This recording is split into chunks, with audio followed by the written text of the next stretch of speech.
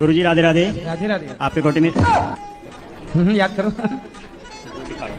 आपके कोटि आपके चरणों में कोटि कोटि प्रणाम। ठीक है। जब से मैंने आपको देखा और आपकी कथा सुनी, मेरा भाई था 24-25 साल का, खत्म हो गया।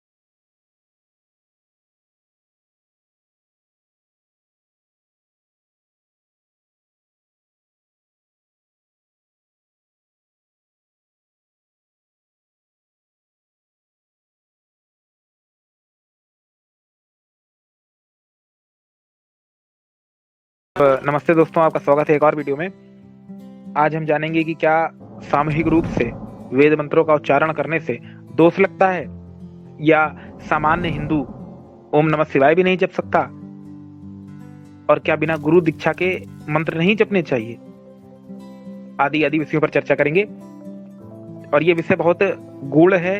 आपने प्रश्न बहुत गूढ़ किया है जी। और इस विषय के आधार पे ही तथाकथित संतों और महंतों द्वारा ये बोला जाता है कि गायत्री मंत्र का जाप स्त्री शूद्र नहीं कर सकते।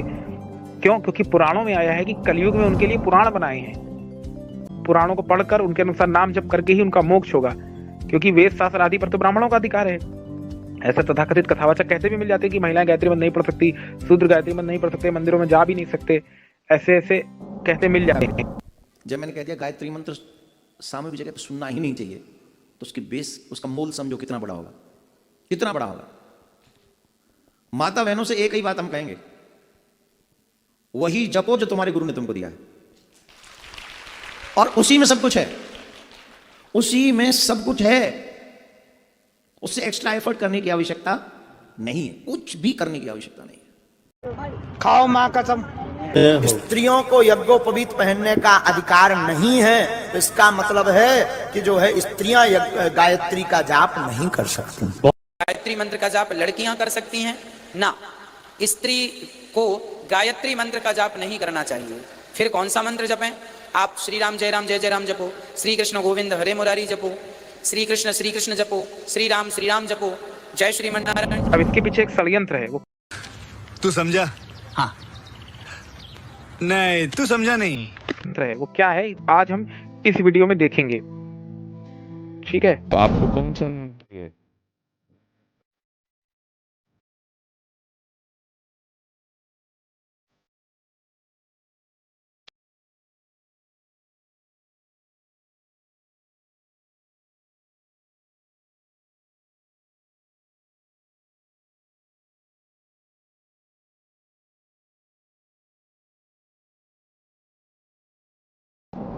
उस व्यक्ति ने बोला कि ओम नमः शिवाय जपता हूँ। इन्होंने कह दिया कि ये मंत्र तो गुरु के द्वारा लेकर ही जप सकते हो, वरना आप सदाशिव इस मंत्र का जाप करिए। तो ये सब इन्होंने पुराणों के आधार पर जो शिव पुराण आदि में जो बता दिया वो बोल दिया। ये गुरु मंत्र से, यानी जो वेद मंत्र है सिर्फ गुरु से ही जप सकते हैं। जब तक दीक्षा नहीं होती गुरु से, आप वेद मंत्र नहीं जप सकते, ऐसा महाराज जी का कहना है। लेकिन क्या ये बात शास्त्रोक्त है? क्या ये बात ऐसा कहीं शास्त्र में लिखी है कि गुरु से ही वेद मंत्र मिलेगा तभी आप जप सकते, नहीं जप सकते? तो अब देखिए, अगर ये बात सही है कि ऐसे नहीं जपना चाहिए खुले में जब तक गुरु से नहीं मिलेगा, ये तो कुछ भी नहीं है।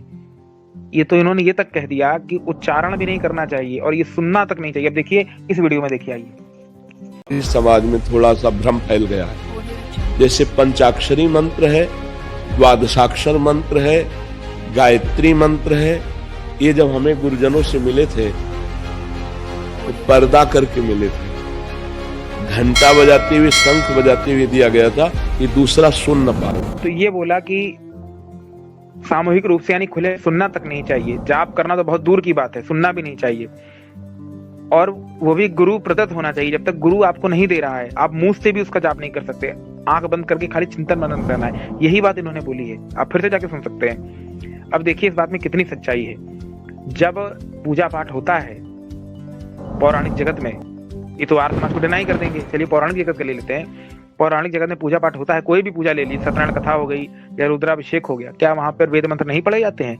सहस्त्राक्षर सहस्र सहस्त्राक्षर नहीं पढ़ा जाता वहां पे? ये पुरुष सूक्त है, पढ़ा जाता है साफ साफ। रुद्राभिषेक में भी अनेक मंत्र पढ़े जाते हैं वेदों के, उसको आप नकार देंगे क्या? तो फिर मत पढ़िए। जब खुले में आप कह रहे हैं गलत हो गया चलन, वो खुले में वेद मंत्र पढ़ना नहीं चाहिए, ना सुनना चाहिए, ऐसा नहीं करना चाहिए आदि आदि। अब आप लोग सोचेंगे कि इसमें कौन सी बहुत बड़ी बात होगी, तो ये बड़ी बात है, क्योंकि ये एक षड्यंत्र है कि वेद मंत्र सिर्फ अपने तक रखो, छुपा के सामान्य जनता तक ना पहुंचने दो। यही बात पुराणों में लिखी है कि कलयुग में सिर्फ वेद मंत्र या वेदों का अधिकार सिर्फ शूद्रों के लिए नहीं है, शूद्रों के लिए तो सिर्फ पुराण लिखे गए, ताकि वैदिक ग्रंथों पर हमारा एक अधिकार आ सके और सामान्य जनता तक ये ना पहुंच सके। तो ना खुद पढ़े ना सामने वाले को पढ़ने दें, फिर कहते हैं गायत्री मंत्र का अधिकार नहीं है। ये बात कौन कहता है? तो ये बात कौन कहता है? तो ये देखिए, इनको सनातन धर्म का प्राइम मिनिस्टर माना जाता है। आइए, वेद पाठ इत्यादि की बात अगर की जाती है तो आधुनिक विज्ञान के अनुसार भी जो लड़कियां तैराकी होती हैं वो गर्भ नहीं धारण कर पाती, उनका गर्भाशय विकृत हो जाता है। देखिए क्या बोल दिया कि गर्भाशय विकृत हो जाता है। अब आप लोग सोच रहे होंगे ये क्यों दिखाया, इनका प्रेमानंद जी से क्या लेना देना? तो लेना देना है। अब ये देखिए, नामी भगवान शंकराचार्य जी के शिष्य, वो सन्यासी मोक्ष स्वरूप भगवान नारायण का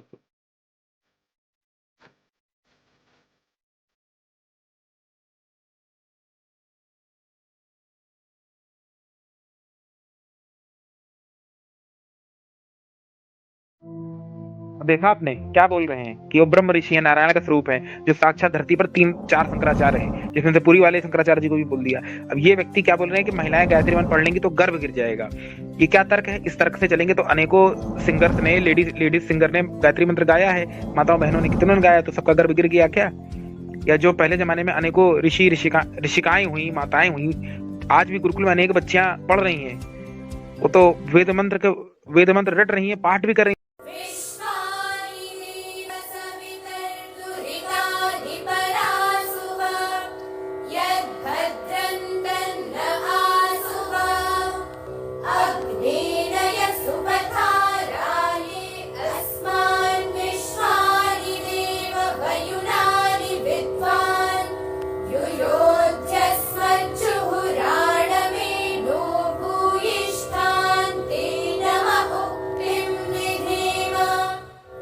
स्वर सहित पाठ कर रही है वेद मंत्रों का, तो क्या सबका गर्भ गिर जा रहा है? आपके मठ में तो कोई कन्या पढ़ती भी नहीं होगी वेद, हमें तो जानकारी नहीं है कि शंकराचार्य मठों में किसी स्त्री को वेद मंत्र पढ़ने का अधिकार मिलता हो। ज्यादा पुराण पढ़ा दोगे, इससे आगे तो बढ़ने नहीं दोगे उनको। तो ये एक षड्यंत्र है, ये भी उसी कैटेगरी में आ गए। ये शंकराचार्य जी ये बोल रहे हैं स्त्रियों के बारे में, समर्थन कर रहे हैं, साक्षात ब्रह्म स्वरूप है। तो क्या ब्रह्म नारायण ये कहता है क्या कि स्त्रियों को पढ़ने लिखने मत दो, पढ़ाई करें तो उनका गर्भ गिर जाएगा?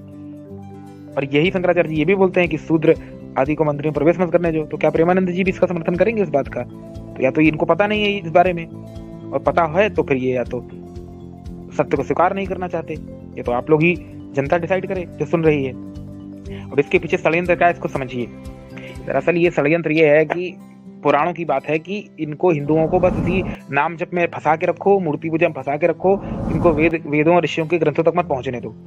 बस ये इसी में फंसे रहे, नाम जप में राधे राधे करते रहे, पूरा जीवन इसी में चला जाए। अब कह रहे हैं गुरु देगा, तो गुरु कब देगा? गुरु किस गुरु के पास जाएंगे लेने गायत्री मंत्र? वो बेचारा जाएगा पूरी शंकराचार्य के पास, वो जात पूछेगा किस जात से हो, कहीं वो ब्राह्मण ना निकला तो देगा ही नहीं वो दीक्षा। स्त्री हुई तो गलती से भी दीक्षा नहीं देगा गायत्री मंत्र पढ़ने की, अभी आपने वीडियो में देखा ही। तो ना शूद्र को मिलेगा, ना सिर्फ मिलेगा ब्राह्मणों को। तो ये वर्ण व्यवस्था कहाँ हो? ये तो जन्म से जातिवाद हो गया। इसीलिए इन तथाकथित धर्माचार्यों ने आज भी हिंदू धर्म को फंसा के रखा हुआ इसी नाम जप में, आडंबरों में और इसी जात पात और छुआछूत में। इसी कारण से हिंदू धर्म का पतन हो रहा है, ना कि कोई मुस्लिम ईसाई कर रहा है। कारण कि वेदों के ऋषियों के सिद्धांतों में बहुत दम है। तो इसी बात को ऋषि दयानंद जी ने 150 साल पहले जो है विरोध किया था, और आज भी कुछ बदला नहीं है, वही परिपाटी आज भी चल रही है। लोगों को शास्त्रों का गहराई में ज्ञान नहीं है, इसीलिए उनको समझ में नहीं आता ये कितना हार्मफुल है उनके लिए। एक व्यक्ति ओम नमः शिवाय भी नहीं जप सकता, इतना नीचे गिर गए क्या हिंदू हम लोग? और क्या गायत्री मंत्र भी नहीं पढ़ सकते? जिस पर जो आप गुरु कह रहे हैं, तो परमात्मा तो गुरुओं का भी गुरु है। योग दर्शन में आता है, क्या आता है? देखिए मैं आपको पढ़ के सुनाता हूँ योग दर्शन में क्या आता है। देखिए यहाँ साफ साफ आया है सूत्र में कि शाह ए शाह पूर्वे श्याम अपि गुरु। क्या बोला कि परमात्मा, फिर आगे क्या आया देखिए, काले नान वच्छेदात, काले नान वच्छेदात, यानी वो परमात्मा गुरुओं का भी गुरु है, जो भूत भविष्य वर्तमान में उत्पन्न होने वाले सभी गुरुओं का गुरु अर्थात विद्या का दाता है, क्योंकि वह काल के द्वारा भी नष्ट नहीं होता। जब परमात्मा को पूर्व श्यामा भी गुरु बोल दिया, जो काल के द्वारा भी जिसका छेदन नहीं होता, तो उस परमात्मा से कौन बड़ा गुरु है, जो परमात्मा वेद में कह दिया कि व्यथेमम वाचम कल्याणी मां बदानी जनेभ्य। जनेभ्य शब्द आ गया बहुवचन में कि कल्याणी वाणी समस्त मानव मात्र के लिए है। तो आप कौन होते हैं किसी को वेद मंत्र पढ़ने से रोकने वाले? आज अनेक आचार्य के वीडियोस आपको मिल जाएंगे आर्य समाज के, आप वहां से सीखिए मंत्रों का उच्चारण, संध्या सीखिए, हवन सीखिए, प्लेलिस्ट आपको दे देंगे डिस्क्रिप्शन में, सब लोग सीखिए, सब घर में खुद हवन करिए, खुद वेद मंत्र पढ़िए, अर्थ जानिए। पढ़ाई लिखाई से कौन रोकता है भला? ये जो कह रहे हैं खुले में उच्चारण नहीं करना चाहिए, मुसलमान लाउड स्पीकर लगा के खुले में कुरान की आयत पढ़ता है, ईसाई प्रेयर करता है लाउड स्पीकर लगा के। ये लोग इतने हैं कि वेद मंत्र का उच्चारण तक रोक देंगे खुले में। कौन नहीं चाहता कि उसके धर्म का प्रचार हो? आप वेदों को सीमित कर देंगे अपने मठों तक, मंत्रों को सीमित कर देंगे चार दीवारी तक, सिर्फ एक विशेष वर्ग के लोगों तक, फिर कहेंगे कि हिंदू धर्म को फलाना तबाह कर रहा है, ढिमाका तबाह कर रहा है। अरे आप लोग खुद तबाह कर रहे हैं हिंदू धर्म को, दूसरा कौन तबाह करेगा? हमारे लोग ही काफी हैं। इसीलिए इन धर्माचार्यों के तथाकथित प्रोपेगेंडे से बाहर निकलिए, वेदों को लौटिए, ऋषि दयानंद जी को फॉलो करिए, और कलयुग में ऐसे गुरुओं को बनाने से अच्छा समस्त क्रांतिकारियों की गुरु को अपना गुरु बनाइए, तब जाकर इस सत्य सनातन वैदिक धर्म की रक्षा होगी और अपने पूर्वजों की सत्य धरोहर को जान पाएंगे। अतः सबसे यही विनती है कि इनके नाम जप तथाकथित तीर्थ कीर्तन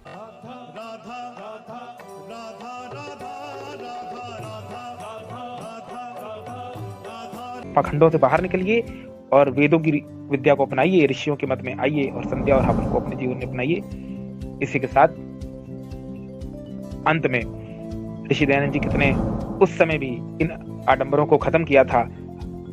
जीवनी में एक बहुत अच्छी कथा आती है, अंत में हम आपको उसके साथ छोड़कर जाते हैं।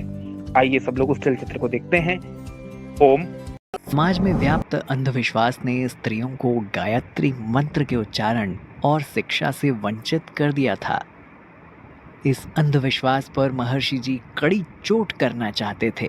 इसलिए जब महर्षि जी कर्णवास में पधारे तो उन्होंने प्रथम ठाकुरों को यज्ञोपवीत का महत्व समझाकर उन्हें यज्ञोपवीत धारण करवाया तथा घर घर में यज्ञ का चलन आरंभ करवाया। ठाकुर गोपाल सिंह की 90 वर्षीय विधवा ताई हंसा ठाकुरानी का मन भी हुआ कि महर्षि जी की सेवा में उपस्थित होकर गायत्री का उपदेश सुने, परंतु उसे संदेह था कि ब्राह्मण इसका विरोध करेंगे। वे धार्मिक वृत्ति की सरल चित्त महिला थी। उसने संकोच के साथ गोपाल सिंह के द्वारा महर्षि जी से अपनी इच्छा व्यक्त की और प्रार्थना की कि वे मुझे भी गायत्री का उपदेश देकर आशीर्वाद प्रदान करें। महर्षि जी ने सहर्ष स्वीकृति दे दी।